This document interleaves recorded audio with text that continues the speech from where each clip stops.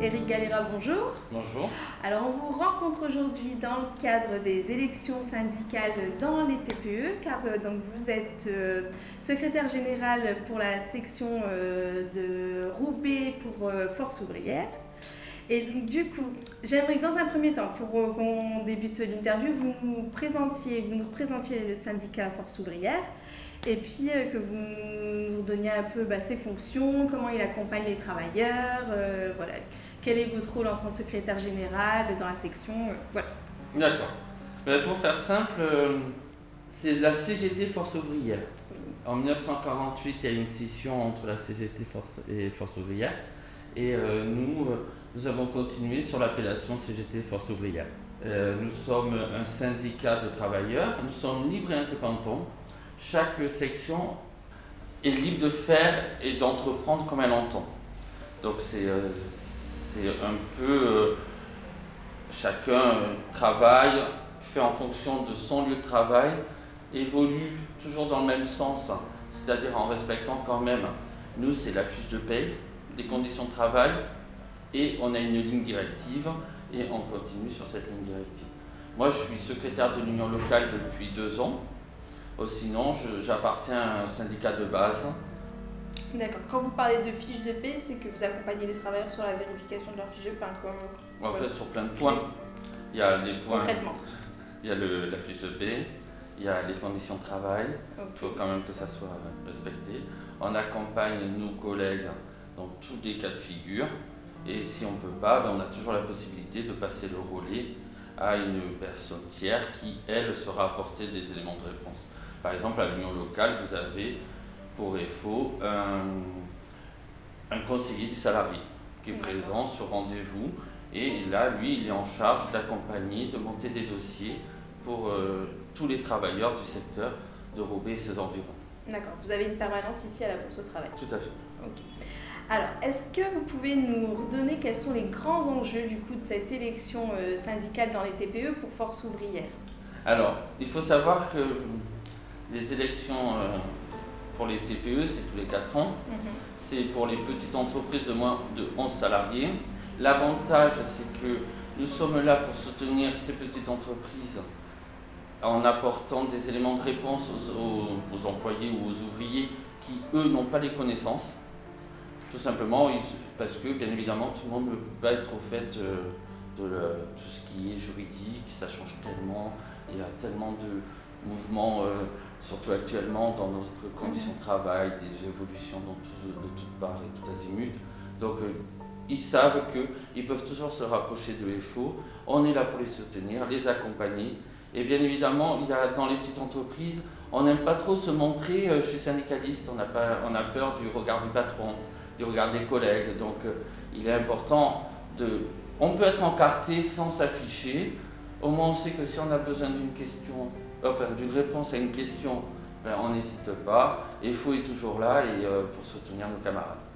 Et concrètement, vous travaillez sur tous les secteurs d'activité. Enfin, voilà, il n'y a pas de... Comment ça fonctionne? Parce que si on vient vous voir et qu'on est boulanger, par exemple, comment vous répondez aux questions qui sont spécifiques à la branche de travail? Alors moi, je viens du secteur de la santé, donc je suis fonctionnaire. C'est encore une autre façon de travailler. On a l'avantage chez FO d'avoir plusieurs branches et chaque branche est spécialisée dans ses connaissances et bien évidemment on a toujours la possibilité de rencontrer une personne syndiquée de sa branche. Donc un boulanger, il sera rattaché à la personne des commerces. Cette personne lui apportera ses connaissances et ses éléments de réponse. Ok, très bien. Est-ce que vous présentez aussi le travailleur s'il a besoin d'une représentation légale, par exemple au prud'homme Tout à fait. Ouais. Comment ça se passe? Alors, dans un premier temps, on rencontre un conseiller du salarié qui va monter un dossier. Ils vont regarder ensemble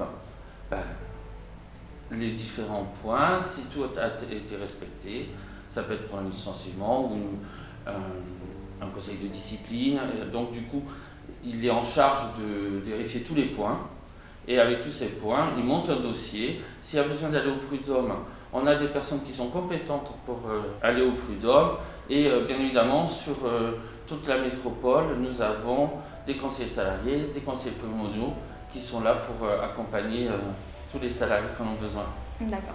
Comment vous avez fait campagne là, pour ces élections avec Force ouvrière? Comment ça se passe? Alors, en fait, comment ça se passe aujourd'hui? Les employeurs sont obligés de faire savoir qu'il va y avoir des élections. Donc, ils envoient au siège qui se trouve à Paris de FO une demande de représentativité FO. Donc, si on a la possibilité, on s'y rend. Je vais vous donner un exemple. J'y étais hier pour une PAP, on appelle ça comme ça. Et là, vous êtes en pré-négociation, on va dire, avec l'employeur pour monter un CSE. D'accord. C'est-à-dire qu'on regarde que tous les éléments de langage juridique sont bien dans le document, que la proportionnalité, elle y est aussi.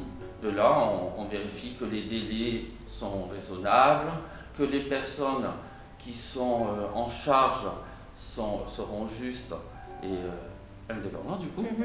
Et voilà. D'accord. Mais du coup, ça, c'est quand il y a des délégués syndicaux dans les entreprises? Pas forcément. Pas forcément? Non. Justement, hier, j'étais dans une entreprise, il n'y avait pas de syndicat FO.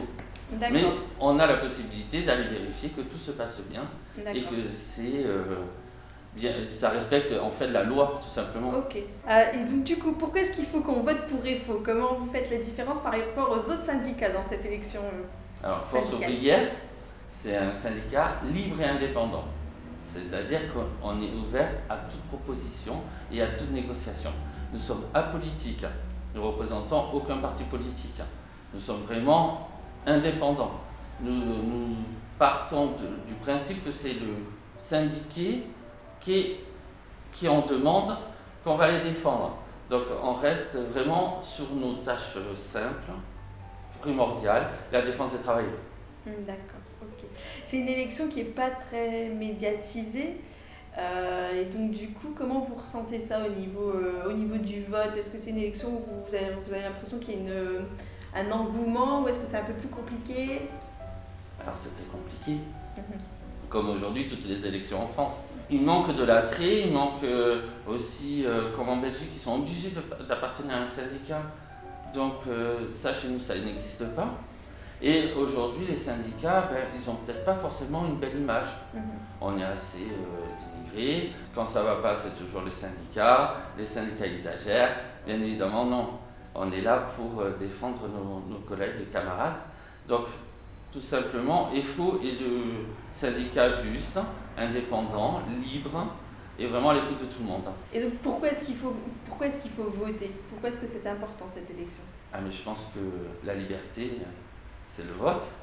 Il y a des camarades qui se sont battus bien avant que l'on naisse et qui sont arrivés à avoir la semaine de 7 jours, les vacances scolaires, le fait qu'on soit reconnu, toutes les libertés que les travailleurs ont aujourd'hui, c'est parce que des gens se sont battus pour.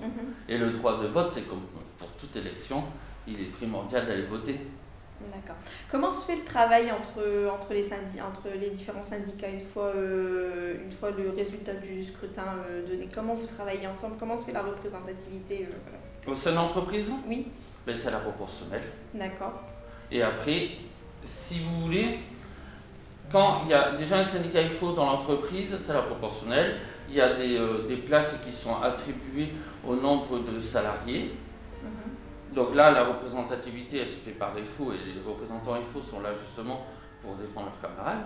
Et dans les entreprises où il n'y a pas de syndicat FO, ils sont toujours les bienvenus à l'union locale. Qu'ils soient syndiqués ou pas FO, on apportera toujours des éléments de réponse parce qu'on est là quand même pour tous les travailleurs. Et c'est important aujourd'hui le contexte est tellement difficile, il y a des cotisations à régler parce qu'on appartient à FO et malheureusement aujourd'hui tout le monde ne peut pas arriver à cotiser. Bien évidemment, on ne va pas laisser dans la panade un camarade qui n'aurait pas les moyens de pouvoir se syndiquer. Et je pense qu'avant tout, c'est plus important de bien manger, de pouvoir se chauffer. Déjà, le primordial, c'est aussi de penser à soi.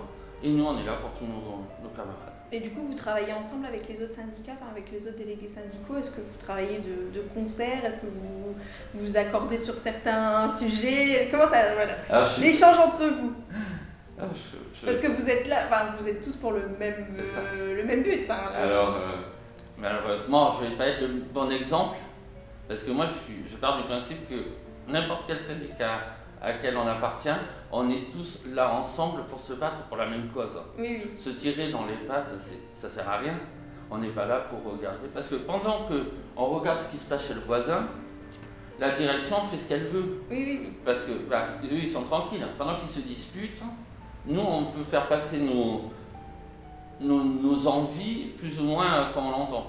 Donc je pense qu'il est important que tous les syndicats se rejoignent sur un point commun, qu'on défende tous la cause des syndiqués, des collègues, des camarades, et voilà, tout simplement, il faut aller tous en avant. Bien évidemment, on n'a pas tous les mêmes objectifs, mais là, c'est l'intelligence de chacun, en fait, j'ai envie de dire. D'accord, très bien. Est-ce que vous pouvez nous rappeler techniquement comment on fait pour voter pour cette élection syndicale? Comment ça se passe? Alors, les élections se font de plusieurs manières. Tout dépend de la structure. Il y a des entreprises qui vont faire par le vote électronique, des entreprises qui vont faire au présentiel et par correspondance. D'accord. Donc, par vote électronique, c'est sur le site de l'État, ok? Pas forcément. C'est une société tiers qui ont l'habitude de travailler dans les votes électroniques, qui proposent leurs services. Ok. Donc là, bien évidemment, c'est un coût pour l'employeur. D'accord.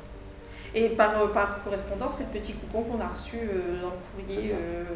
Okay. Exactement. Très bien. Est-ce que vous pouvez nous redonner du coup les jours où on peut vous retrouver ici à la Bourse au Travail? Alors actuellement, on est disponible sur rendez-vous. Est-ce que vous pouvez nous redonner les coordonnées où on peut vous contacter pour prendre rendez-vous? Tout simplement, soit en passant à l'union locale 78 boulevard de Belfort à Roubaix, ou en envoyant un mail. Alors là, par contre, j'ai un trou de mémoire. C'est ulfo.roubaix@gmail.com. Ok.